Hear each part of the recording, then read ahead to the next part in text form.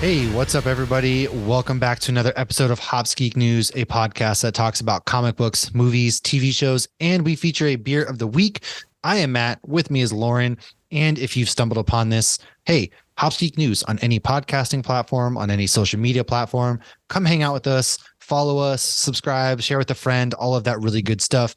And if you want to support the show, patreon.com/hopsgeeknews. Everything that comes into it, we put right back into going to things like Comic Cons and making a better product for you, the listener, because we cared for our 3 listeners.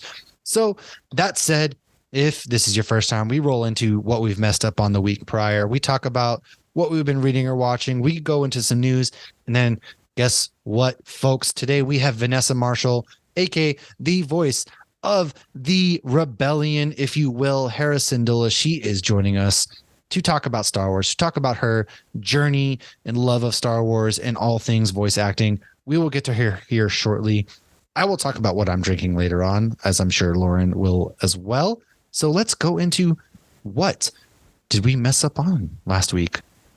I couldn't remember the name of the original late night host. It's Johnny Carson. That's it. I'm honestly surprised Tim didn't text me today because he was texting me and I was waiting for him to correct me there. So there's your Stan Lee cameo. That's fair. That is fair. Tim's a staple. He always corrects us. Him and Sean always are like, hey, you messed up on this. Hey, you messed up on that. So thanks, guys, for keeping us honest. We love when we get called out. So let's go into what we've been reading or watching. I haven't read or anything. I haven't watched anything except for Guardians of the Galaxy, which we recorded a quick mini episode on. So go ahead and check that out. Lauren, did you watch or read anything special extra? Just Guardians of the Galaxy, and I've been rewatching some Rebels. That's about it. Guardians of the Galaxy. I did watch a couple episodes. Only he didn't say frickin'. Oh, which ones? So you read Dead Man. Oh, you meant Jodie then. The zombie, and then they go to heaven. Yes. All that. And then the zombie, I pay taxes. I'm a taxpayer. I'm a taxpayer. Zombie. What? I'm a taxpayer. Yes. And then Dark Side of the Moon. Okay. Yes. Awesome. So we'll get to record an episode on that maybe next week. Yes. I am going to have a lot of free time here soon because I'm going to be on bed rest for this old knee surgery I'm getting there because I'm an old man. So yeah, let's roll into some news. I don't really have much right now. I do have that Yellowstone is ending with season 5. However, they do have spin-off series in the works. I do know that I've never watched this show, so I don't feel any sort of way towards this. I'm going to be honest with you.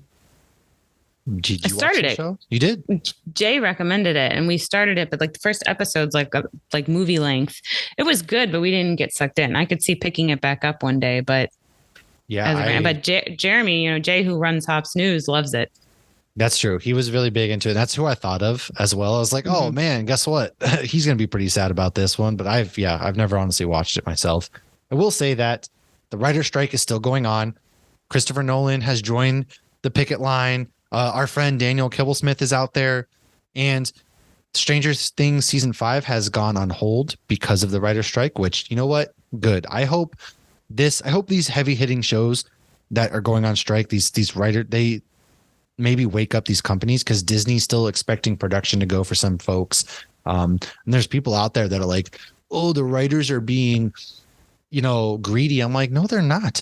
They don't get paid enough. They don't get the recognition. So I'll hold out for as long as it takes to get these writers the proper recognition and the proper compensation. Just keep watching Star Wars, MCU, and Supernatural. Exactly. Everything We're not comes short back. of things to watch. Something else I have. Tom Hiddleston and Mark Hamill have been cast in an adaptation of Stephen King's The Life of Chuck. Mike Flanagan is set to direct. The story follows the biography of Charles Krantz in reverse. So beginning with his death and ending with his childhood. I wonder if that means Mark Hamill is going to be him on his deathbed and Tom Hiddleston plays the majority, is kind of what I'm thinking. We'll see.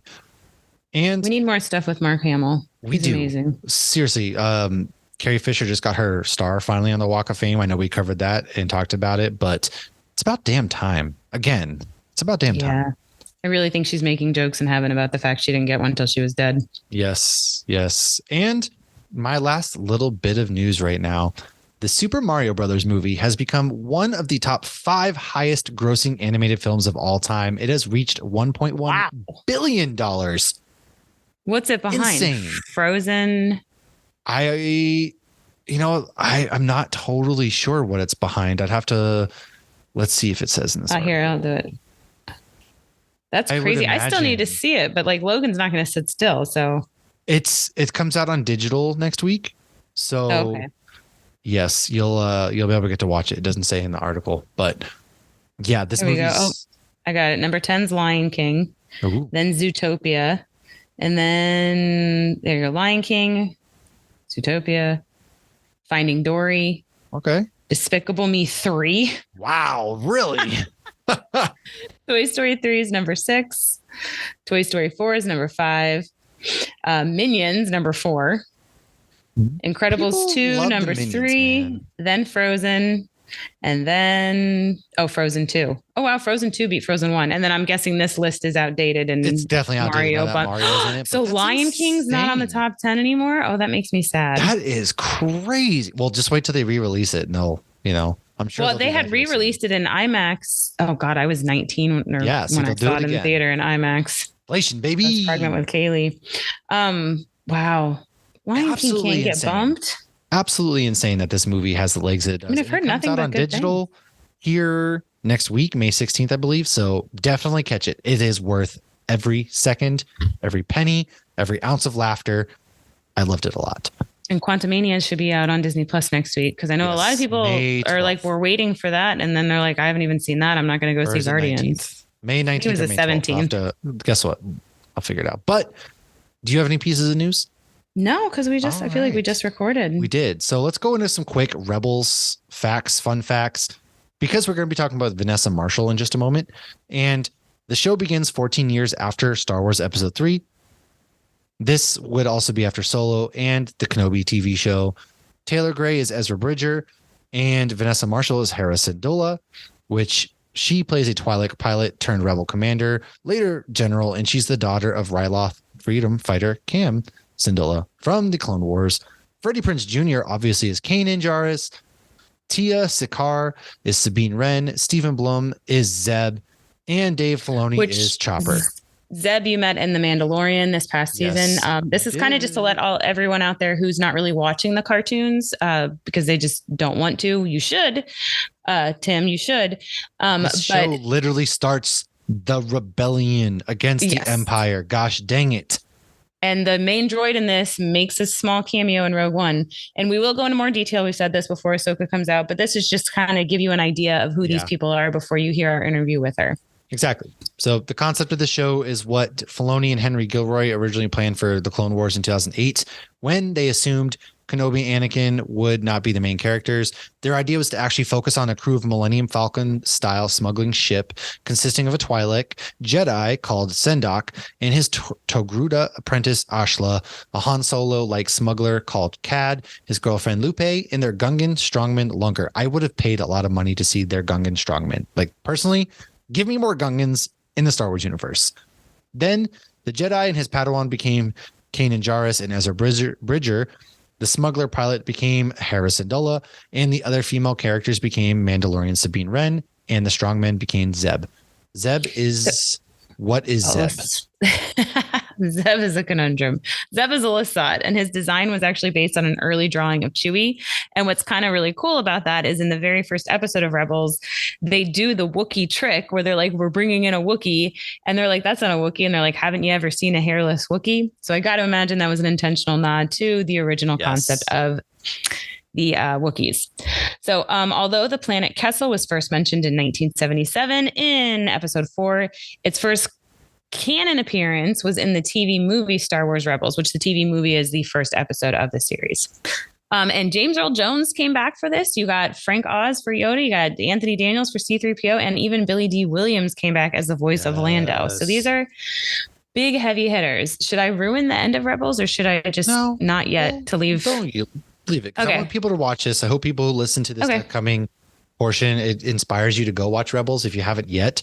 It is a phenomenal TV series. And of course, Vanessa Marshall has voiced characters that you have heard her in the Flashpoint Paradox as Wonder Woman. You've heard her as Black Canary. You've heard her as Wonder Woman again in the Harley Quinn TV series.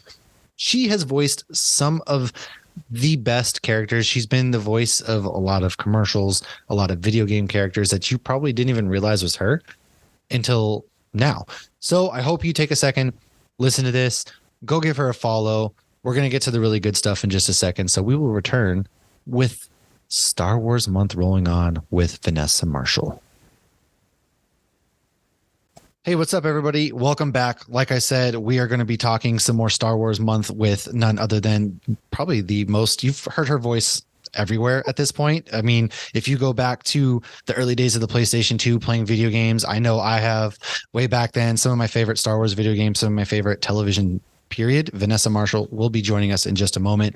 But first, we got to talk about the beer of the week. And mine is from a brewery called Weldworks Brewing out of Colorado, and it's called Juicy Bits. It's a 6.7% IPA, Citra, Mosaic, Eldorado hops. I chose this because we're probably gonna get some good juicy bits of information here today, and this is, I guess, that was cute. Wicked excited for. Yes, I was actually at a get together, like a party, at some like themed party, and when Lauren sent me the screenshot of the email, I was kind of geeking out on my own, and everybody's like, what is wrong with this, man? I was like, don't worry about it. Oh, I started yelling at my husband, it's the green girl from my purse. He doesn't know better. Yes. No, he doesn't watch Star Wars. But Lauren, why don't you go ahead and tell us what you're drinking, then we're going to roll into the good stuff. Nobody wants to hear us. So I'm drinking a Double New England from Ellipsis Brewing, and it is a collab with IP Atticus. And I grabbed this one because I didn't have anything specific to Star Wars, but I think that this looks exactly like a porg if a porg was made out of beer hops. Ooh, so that's exactly what that looks like. And I'm wondering if it is. I looked on their Instagram because they did do a May the 4th beer can special, but it was all Spaceballs. So I don't know if they just didn't post on the socials, and it was, but I have it in my Wonder Woman glass because we're going to be talking to Wonder Woman herself. So this is delicious. I love Ellipsis. They make great sours. They make great IPAs, and they're right by the airport. So if anybody's got a long layover in Orlando, go to Ellipsis Brewing. Let's go. That's the one place we didn't hit up when I was there. But guess what? I'll be back on the East Coast, and we're already talking about Disney plans, so we'll get to that. However, that wonderful voice you hear in the background, she has voiced lots of characters: Wonder Woman, Black Canary. She's voiced Gamora and even Mary Jane. And then, of course, she started the Rebel Alliance as Hera Syndulla herself. Vanessa Marshall, welcome to the show. Thanks for coming to hang out with us. Thank you so much. Thank you for having me. I'm happy to be here. Yeah, it's we were talking to her, Yoda. We might hear Yoda here or there in the background because this guy got everybody here. So absolutely. Right there. He is. Yes. Thanks for coming. And it's exciting. First things before we dive in, though, is you also were the voice for a lot of the Metal Gear Solid games, which I was telling Lauren because she was like, I don't play video games. And I was like, oh my God, are you kidding me? I grew up like those. I was really good at Tetris on the Game Boy. That's the extent of my video gaming. That is one of the video games I grew up playing. So I was like, oh man. So as soon as you told us that you're going to be at a Metal Gear Solid Comic-Con, which I had no idea was a thing until you mentioned it. Yes. Amazing. Can you tell us about that? Yes, actually it is happening. You can check it out at mgscon.com. It is July 15th at the Hilton near the Los Angeles airport. It's a Metal Gear fan convention. And so far, I'm going to be hosting a bunch of stuff. I've just started to get on Twitch and play video games, so I'll be live streaming and playing. But Lori Allen is joining us. Paul Eiding is joining us, and Greg Eagles. And there are many more actors who are joining, but we haven't announced it yet. There's panels, cosplay, art, music, signings, games, and it's happening all day. I think they're doing a podcast, and there's a band that's playing that does all Metal Gear music. I mean, if you're a Metal Gear fan, please come join us. If you can't be there in person, you can join virtually. If you go to the website, you can get tickets there for either in person or online. And what's really cool about it is we're going to be raising money for the Wounded Warrior Project. And they have a collection of fan art that will be signed by all the actors who are present, and that will be auctioned off. The proceeds from that will go to the Wounded Warrior Project. And since the game sort of has a military a theme to it, if you will. We wanted to give back in a way. And the woman who created this event, her name is Amanda Bryan. She's hoping for this to repeat itself. So if the event is a huge success, we hope to take it to New York, to San Diego, to Dallas, to all over the place, and perhaps repeat it for different fandoms as well. My voiceover agency, CESD Talent here in Los Angeles, reps all sorts of actors from Fortnite, Overwatch, even Street Fighter. I mean, depending on how deep into the deep cut esports you want to go. But anyway, we're on a magic sleigh ride, and this is the first event. And Amanda's really been amazing. She's working with my voiceover agency to put it all together, and it's just been a joy and an honor to be a part of. And it's for a good cause, so it's pretty cool. Yeah. Well, and if anybody's like me, if you're wanting to buy it anyways and it's for a good cause, you're more likely to buy it. So it's, I think, a win-win. Yeah, definitely. Yeah. I mean, it's not all the proceeds are going to them, just to be clear, so that people aren't confused. I'm not sure what portion will be donated. I think she has to cover her own expenses, because really this was it was a labor of love. And in fact, she did a Kickstarter, and it was crowdfunded to begin with. Wow. That's how many Metal Gear fans there are. So it's just cool to see a lot of really sweet people come together and do something fun, especially after being in sort of the isolation and darkness of the pandemic. I mean, I know for myself, I'm committed to creating fun and giving back. And if those two things can, exist at the same time, at the same event over and over again, I'm 100% there. Yes. Oh, yeah. Yeah. I have a hard time believing it wouldn't be. I mean, Los Angeles, and then a giant, like, specific, because I know there's everyone you kind of talk to, you bring up things like, hey, what was your favorite game from back then? Like, oh, Metal Gear, or they often talk about things like that. So I have a hard time believing this isn't something that would take off. And there's a huge fan community in Bristol over in the UK. They had a Metal Gear event over there. So we were in our wildest dreams, we were talking like, hey, what if this went to London and this and that? So we were like, wait, let's just, start one con at a time. Second, let's just do it right here. Yeah. Well, to the extent that people can join virtually, it is kind of a worldwide thing. But for now, Amanda's, really just been handling it, and it's just incredible. So virtual is one of those things too. Like everybody, you mentioned, coming out of the pandemic, it kind of gives a way for people who are missing out to also not miss out at the same time. Like, oh, I wish I was there. Well, guess what? You can be. Right. Yeah. So, and to that extent, I know a portion of that will go to the good cause. So you can feel good about that. Right. You can do it virtually. Yeah. Well, we have some surprise. We have some surprise appearances. So if you're a huge Metal Gear fan, you might you definitely need to go. Get your mind blown. Yeah. Now, you mentioned you've been streaming on Twitch lately. What games have you been playing? Well, so far, just Street Fighter. Nice. I play Caretaker in Midnight Suns. Oh yeah. And I tried to play that, and I was so terrible. And the Marvel games, they were so great. They sent me like a pass to play the game, and oh my gosh, I was so overwhelmed. I was like, wait, what is happening? There are all these like highway scenes, and so I'm rewiring everything, and I'm going to relaunch my Twitch because we had a lot of technical difficulties. And so I'm streamlining it. And then this is my plan, is to play every game I'm in. So what does that look like? Start with Caretaker. But I say that's a lot of games. Yeah, no, I know, but I want to play Black Canary in Injustice 2. Yes. I want to play Shiva in Mortal Kombat. I'd love to do the Hera in the Squadrons video game.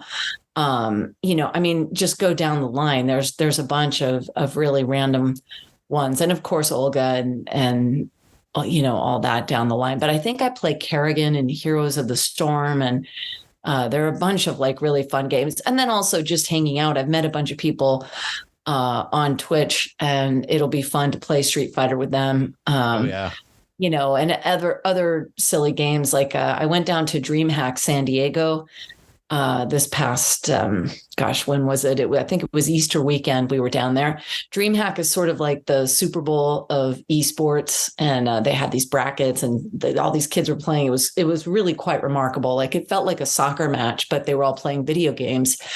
But they had me compete in a gauntlet where I was blindfolded playing Tekken, and this dude behind me was telling me which buttons to mash to beat the guy sitting next to me, and it was crazy.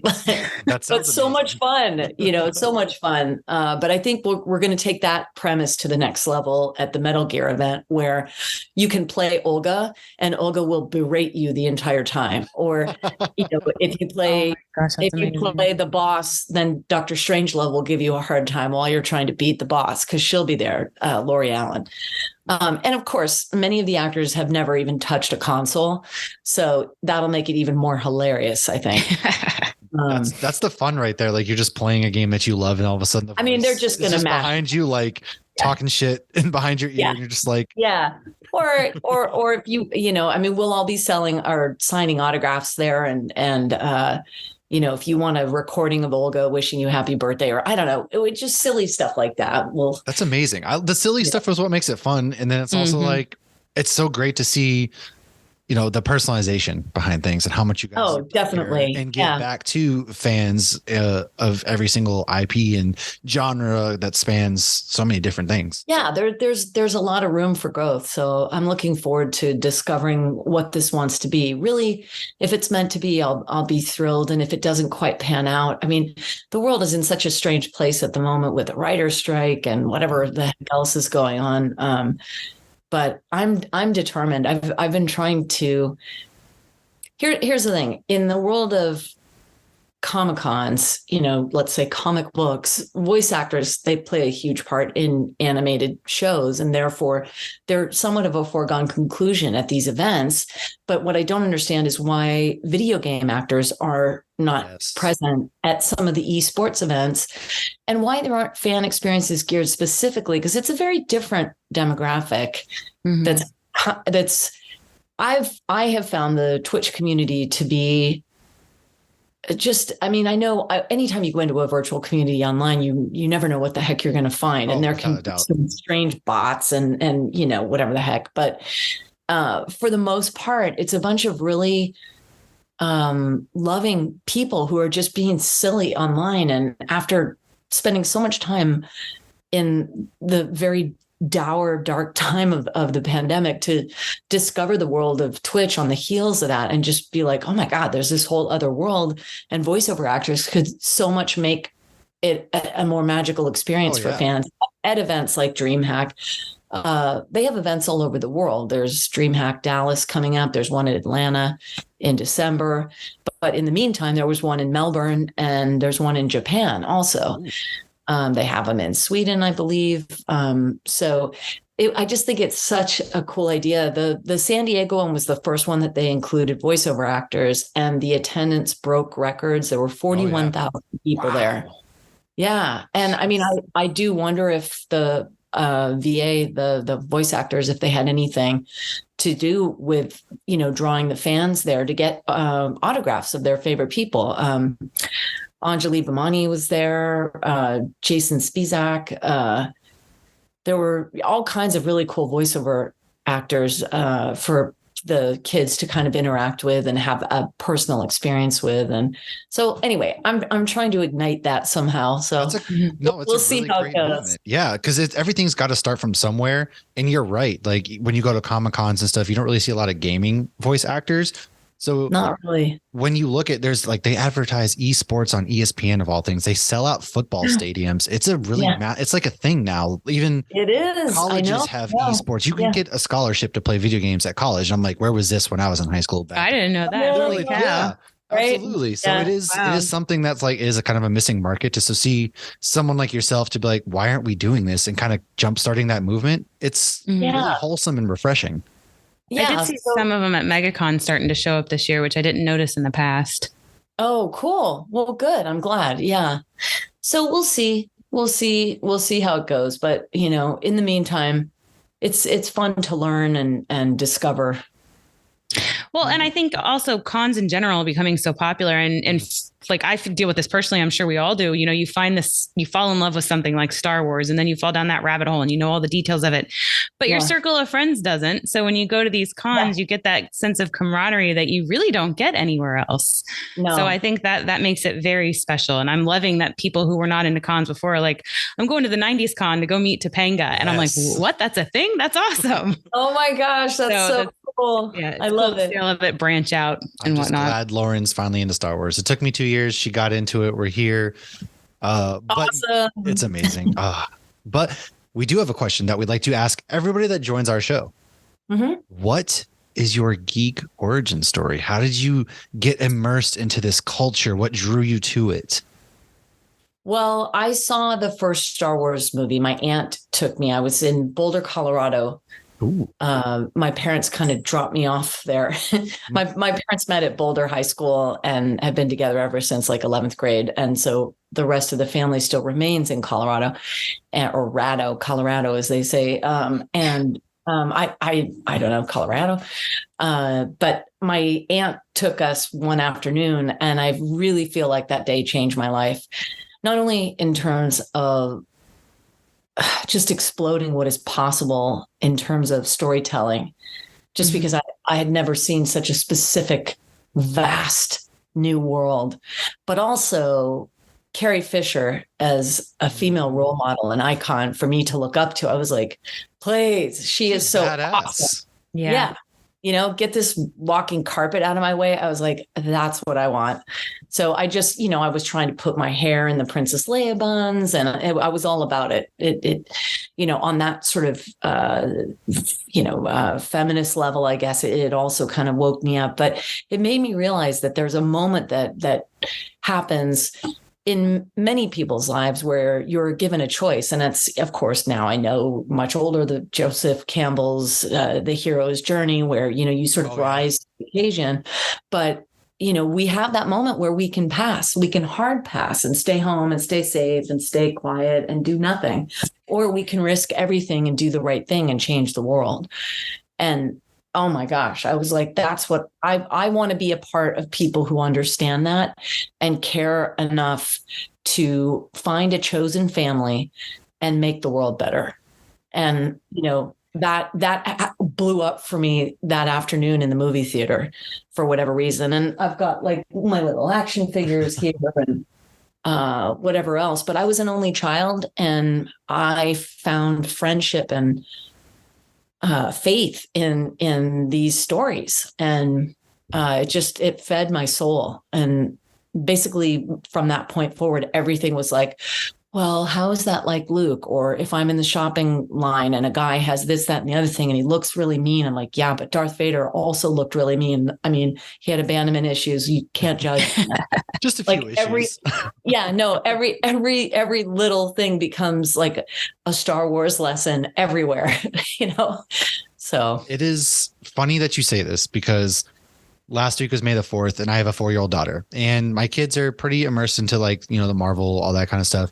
But we did her hair like Rey. And ever since that moment, she has been, any chance she has her iPad, she puts on Star Wars. And then of course it's the Princess Leia. And she's like, she puts herself in the shoes. She's like, is my dad in Star Wars? Who is he? And I'm like, that's Emperor Palpatine. And then she's like, is that Darth Vader's master? And just everything like ties back. And so it's funny that you mentioned that because I'm seeing that currently happen in my daughter. And I'm just eating it up. And it is amazing. It's the coolest. Yeah. Yeah. So anywho, I mean, my dad and I went to football games, so it didn't really allow me to bond with my father because it sort of was happening in real time then. And my dad was a news reporter and kind of wasn't into the whole sci-fi genre, but I definitely was and still am. And it sort of just gave me a context for understanding the rest of the world. So what was that like for you getting cast as a Star Wars character, even though it's animated? When you were given the role, did you know that it was going to be canon to the movies? Not at all. No. So how did that feel then when you got the role, and how did that feel when you heard your name in Rogue One and then you realized like this is legit canon? I had a heart attack. I legit freaked out. And yeah, my voiceover agent asked if I needed a paramedic because I was like sobbing, crying, screaming. What? Thank you. Oh my God. Thank you. I mean, I was like losing it hard and ugly crying the whole nine. Like, you started the rebellion. It's canon that you are the reason the rebellion started. And going back to your story, something big, like how does, what can you even put into words at this point what that means? Because I can't even begin to imagine. It's the most meta, bizarre feeling. I just getting to meet some of the actors at the Star Wars celebrations and Star Wars weekends was also mind-boggling. There have been so many times that my brain has exploded and my heart has cracked open even more. Like when I don't think I could have more of an open heart, it's just like when I met Peter Mayhew at the Star Wars weekends in Orlando, and it was his birthday, and there was a huge Millennium Falcon cake, and he walked to blow out the candles, and the gentleman who plays Jar Jar Binks, Ahmed Best, he gave me Mickey Mouse ears, and I was just like, what is happening right now? I really wept just because I mean, look, post-college years when one is sorting out taxes and adulting and all of that, it can get really inconvenient. It's hard. It is confusing. Adulting is not my fave, but and resisting it made it worse and worse. But I think what all of this taught me was that, people say don't quit before the miracle. And I'd say, but I can't, like, I just can't adult. And not like a kid in a yarn store with their mom, like, when I was watching Peter Mayhew blow out candles on a Millennium Falcon cake, it occurred to me, this is why you don't give up, because you never know where your life can take you. Mm-hmm. And you just don't know what can happen next, because clearly anything can happen. And I'm living proof of that, like, don't give up. Like, if anyone is having a dark time, I promise you, if you can just hold on, you have no idea how wonderful life can be. It passes, it does change. Adulting becomes secondhand. We get over these things, we walk through them, we find chosen family, as I just said, and we get through it together. And what's on the other side of it is sublime.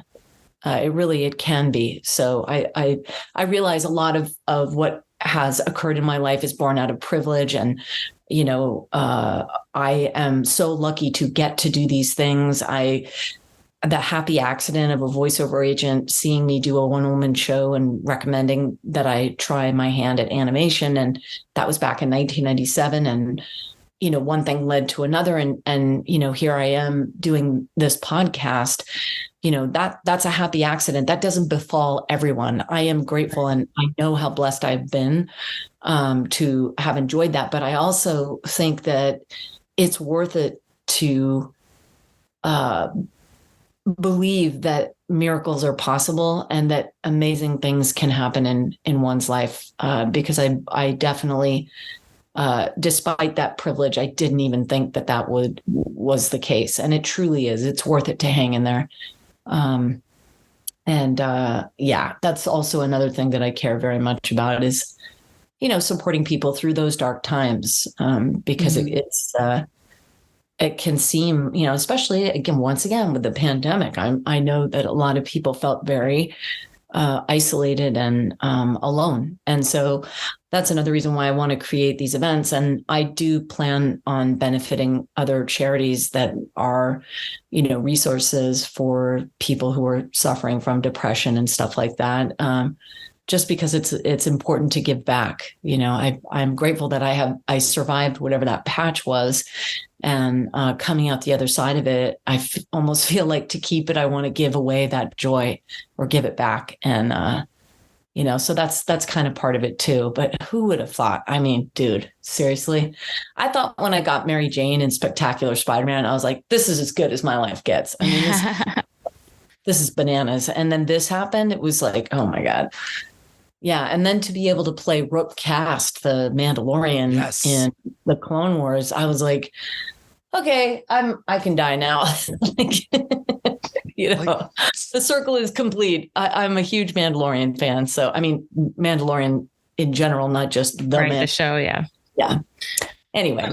So I've seen Ashley Eckstein a couple times because she lives in Orlando. And one of the things she said about Clone Wars was that before they record each episode, Filoni gives everybody the background of the story. Did he do that for Rebels as well?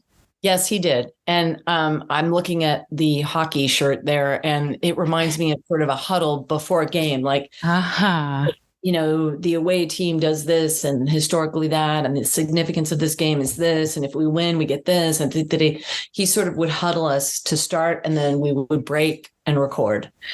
And so it felt very athletic to me. What was the point? So obviously you kind of go in there, you think it's because there are a lot of people when they think Rebels like, oh, it's a kid's show. I'm like, well, no, it's definitely not. Like there is so much more to it. At what point did you go from, oh, we're doing this show to it clicked that, hey, this is something really big happening here?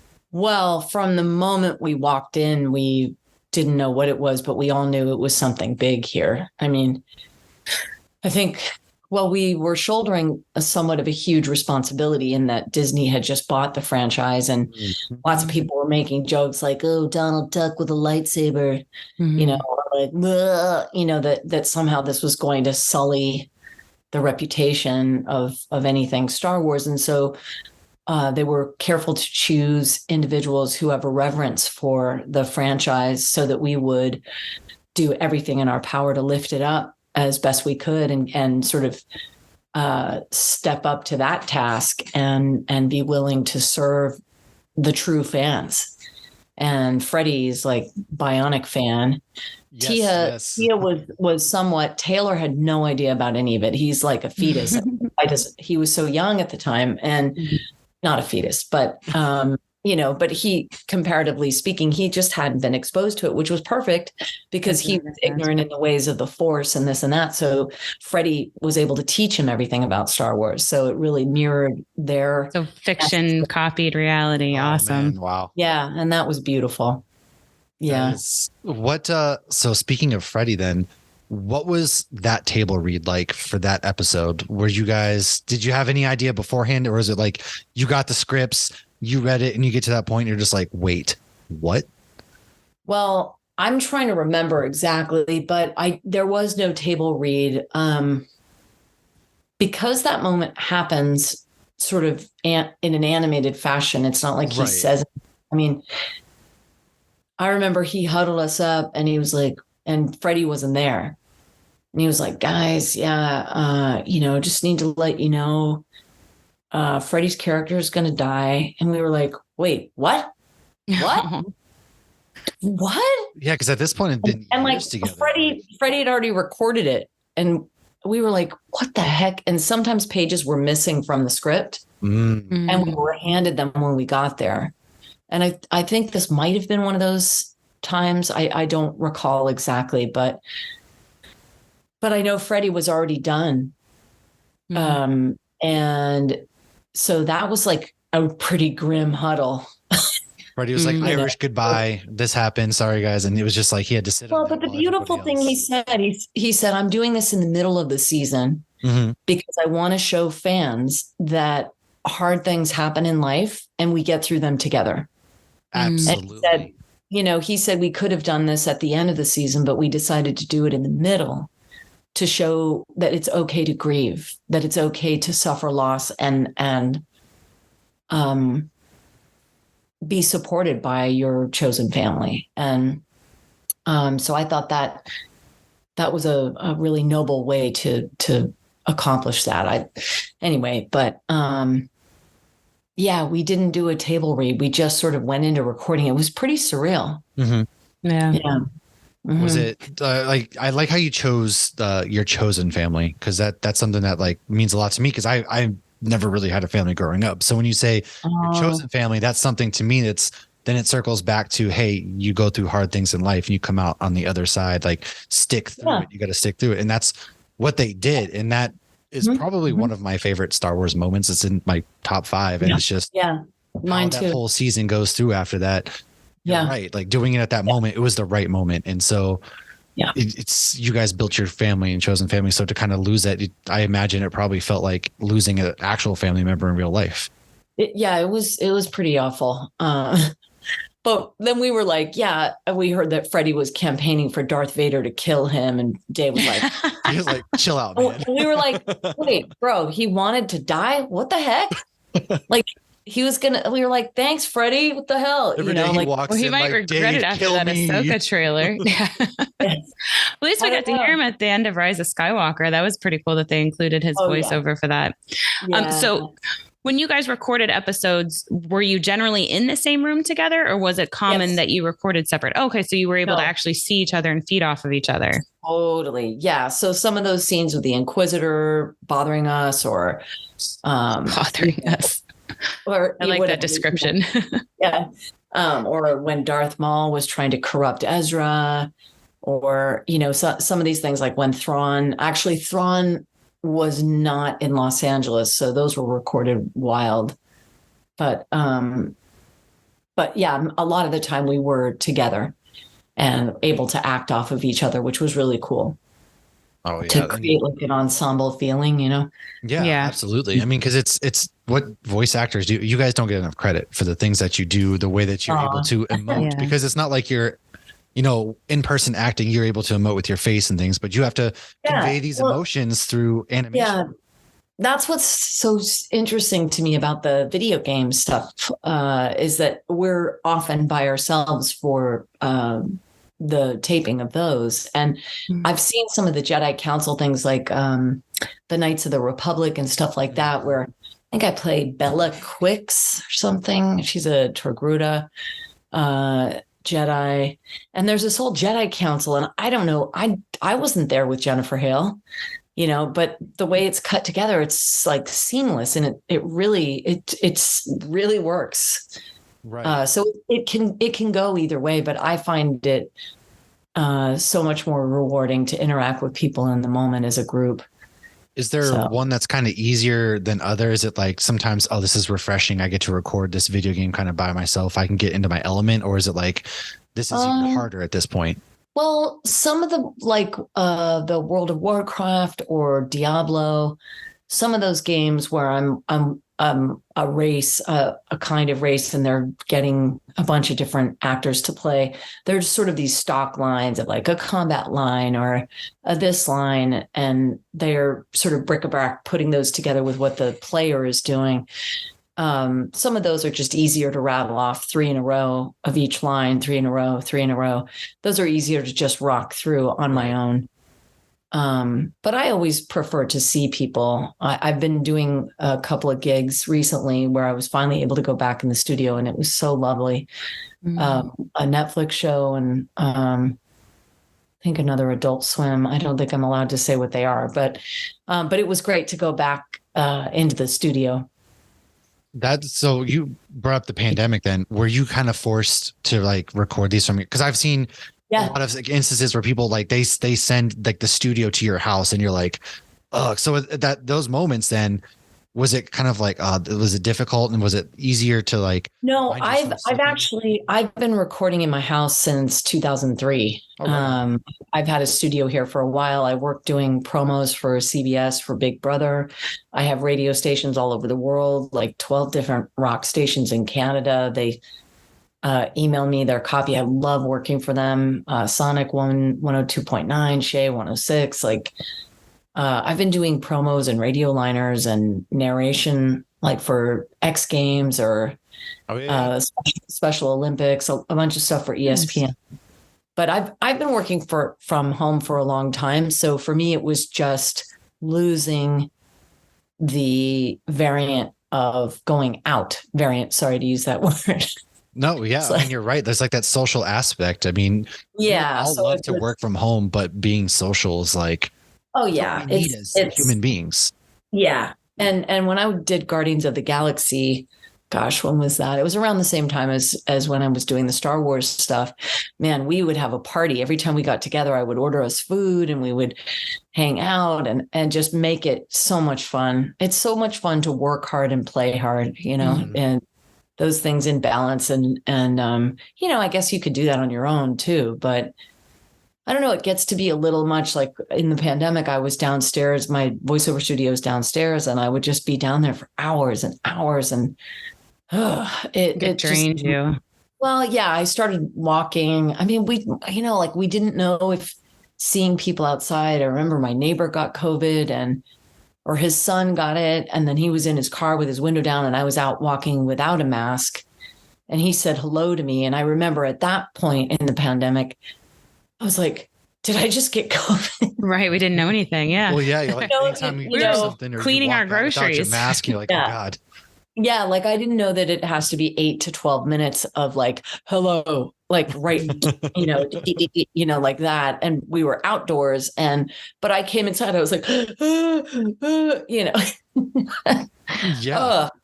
It was such a nightmare, man. It was a nightmare. I don't ever want to Clorox wipe another grocery bag. No, I mean, what else did we get by eating bleach? Yuck. I don't know. Anyway. We got clean immune systems. You mentioned you were doing Hera and Gamora around the same time. Did you ever have a difficult time switching from one character to another? Or did you feel like you just had to get there? Hera speaks from her heart and Gamora speaks more from her, like a lower place in her solar plexus. She is more of a sort of grounded. Her timbre is a little bit darker and more forceful. So, no, it was pretty easy. I do know at one point the Disney was like, wait a minute, we hired her for 2 green people and they're both in space. Wait, hold on. And, the casting director said, can you just make sure that Gamora is a lot lower?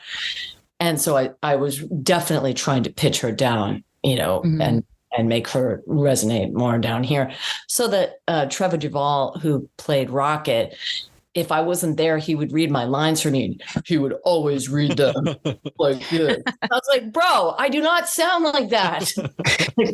Well, you kind of do. I was like, dude. You're like, oh God, I've been typecast as a green. Yeah, but I mean, I guess just, because Hera is definitely strong and just as powerful, but I think she doesn't need to do all that. She's got it, She has a very calming voice when she's also, I feel like, the mom on the ship. Yeah. I mean, Gamora to me is kind of a broken teenager per se, given that her injury in her life occurred when Thanos kind of destroyed her life. Mm-hmm. Her injury occurred much younger. Hera was inspired by her father. And of course, she took sort of a different path. He was more concerned about Ryloth. She wanted to sort of take it global. And she has more of a magnanimous spirit, less of an injury, less resentment. And Gamora is fueled by rage. And of course, she did some horrible things and is trying to make it right in joining, what do they call it? A group of a-holes, or what do they call it? Ravagers. Yeah. Well, yeah. I mean, just when the Guardians of the Galaxy, I know now she doesn't know who the heck they are or whatever, because she's lost her memory in the current film. But back when she joined the Guardians, there was a bit of seeking redemption going on for her. And she definitely had some apprehension too of joining this family from all the things that she has done. Yeah. Right. Again, that was a chosen family too. Yeah. Another motley crew. Theme of tonight, sponsored by Fast and Furious 10, because we're talking about family. Oh no. Coincidentally, my favorite movies. No. There it is. That's funny. So do you have like a favorite moment from any of your characters, whether it's Wonder Woman, Hera, or do you have one that's just like, man, this is like my all time favorite, or you can even do your favorite Hera moment period, since it is Star Wars month.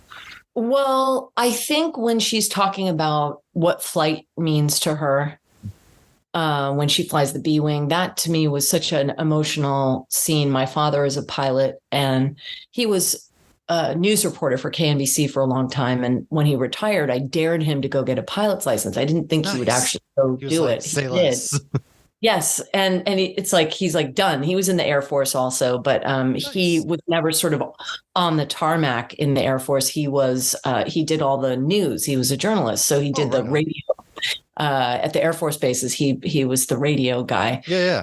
And, but he got an open cockpit biplane and has this hangar at the airport, and he hangs out with all his Air Force friends. And it's just so cool to see that group of guys. Now, I mean, their sense of humor is pretty rowdy. I like it myself, but there's also a very mannered, conscientious, and you have to, because the consequences of making an error are pretty extreme. But there is I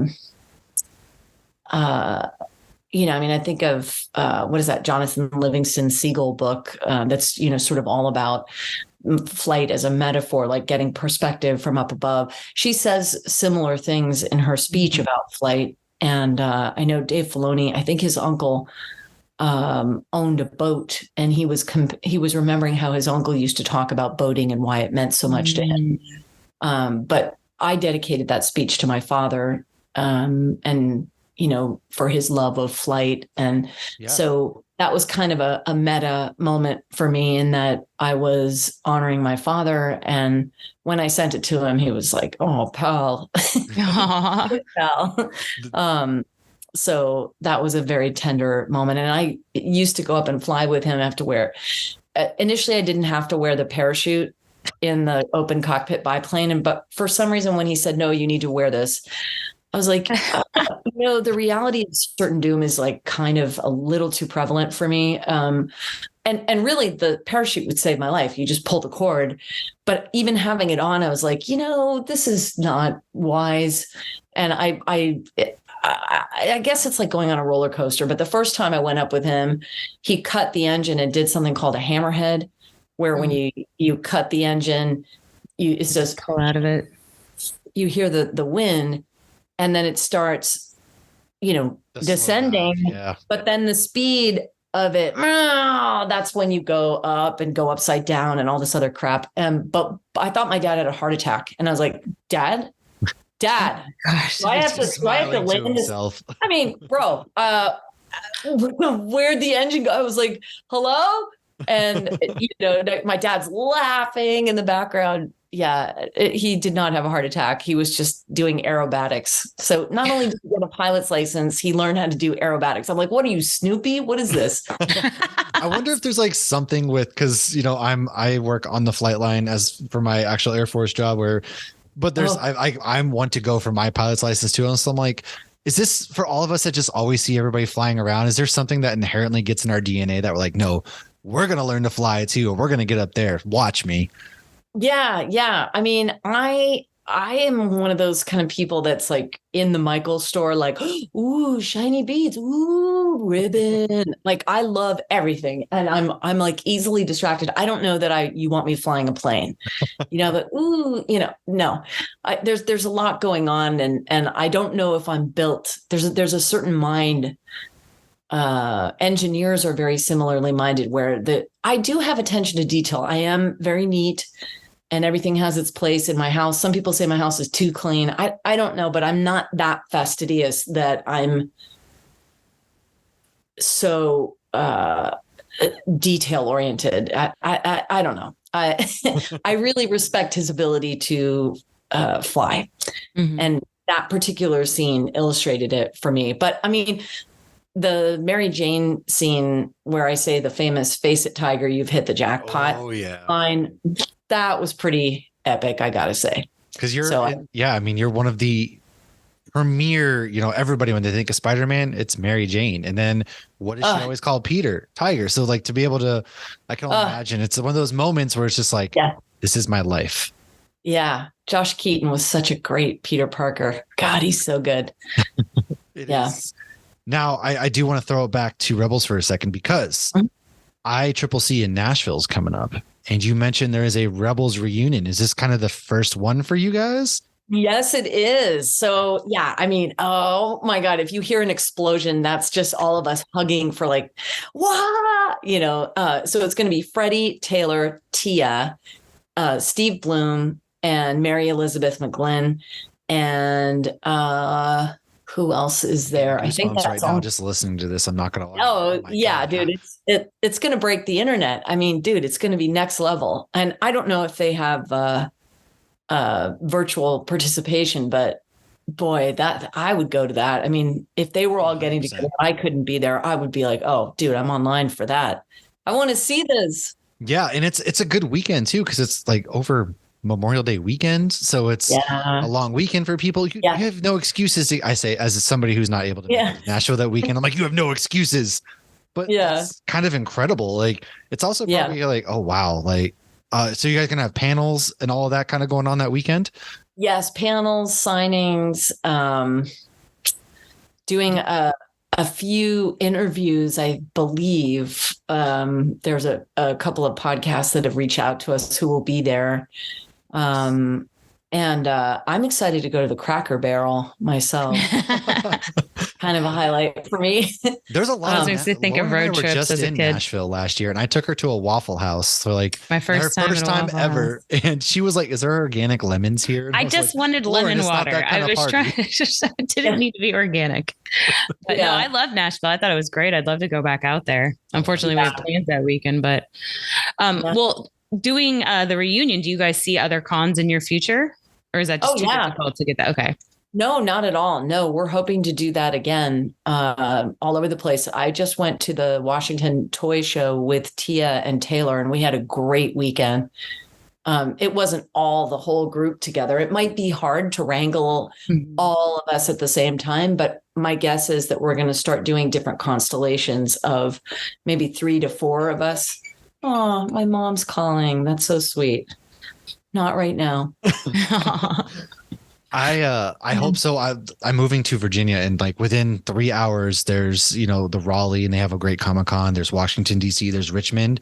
So I'll tell you straight up, if you get to like GalaxyCon, any of those, I'm obviously going to be there. I'm going to make Lauren. Oh, great! Yeah, drag her along as well. Yeah, no, you let me know and we'll figure something out. You have to come and say hi. Yes, absolutely. That'd be amazing. And man, Comic-Cons are, again, we talked about it. Comic-Cons are like my favorite thing to do because it's definitely me too. So much happiness there.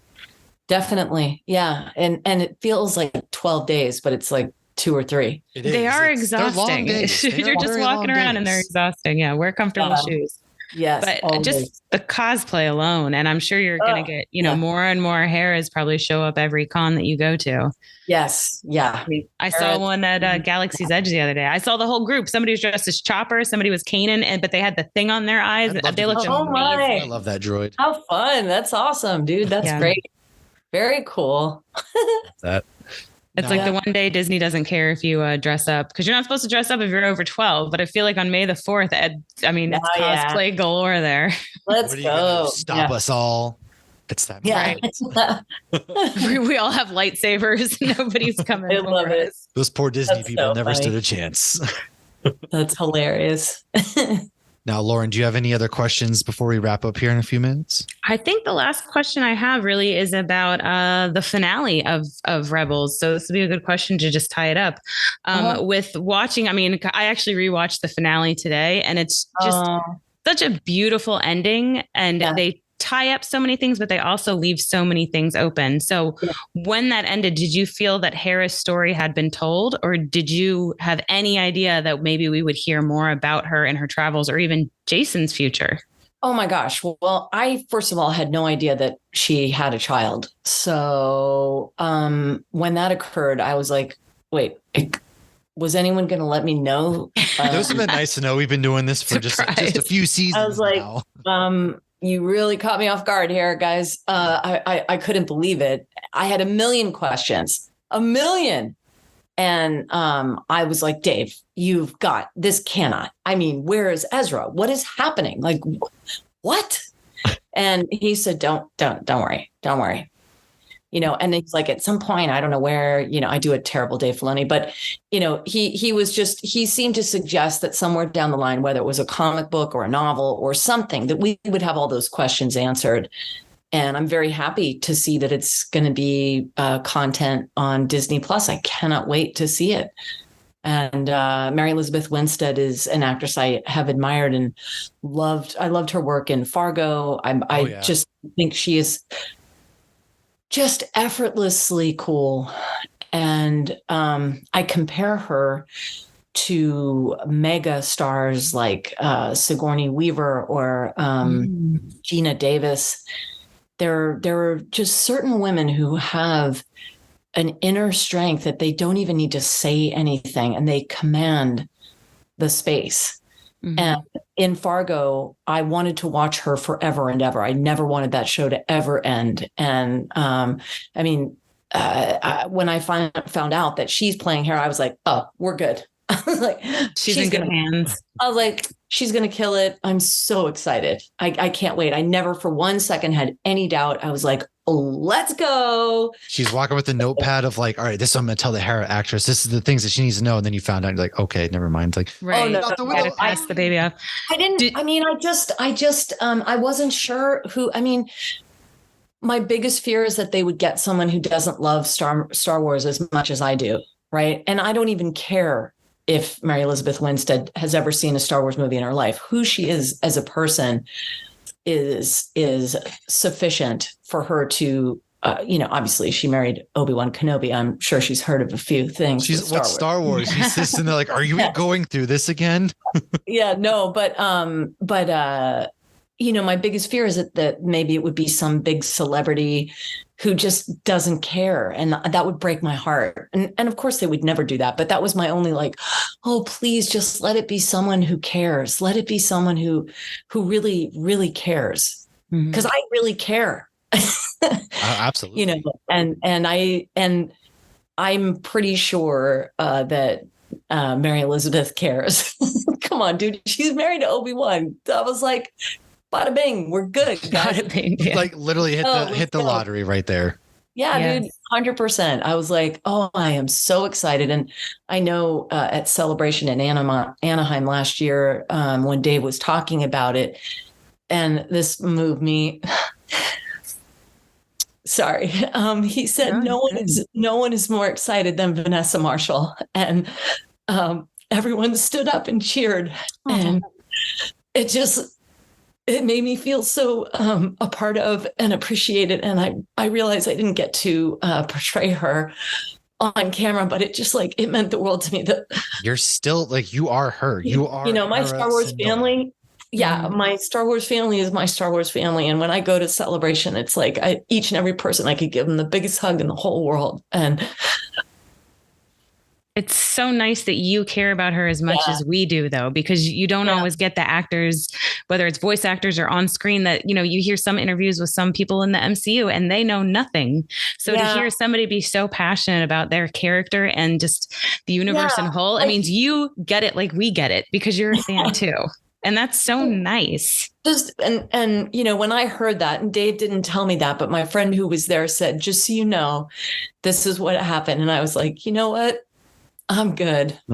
Yeah. It's one of those, like, if I died right now moments, it's like that.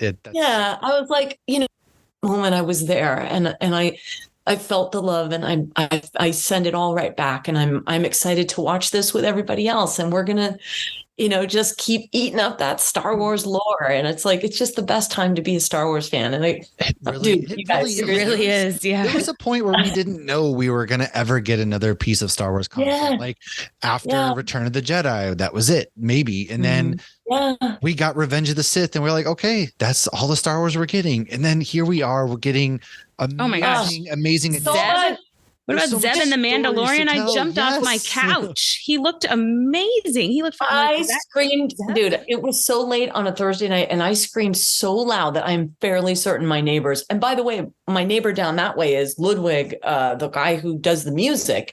And so he's probably like, he's like, I heard you. What the heck is wrong with you? It's like you finally got to that point. Yeah, right? It's Zeb.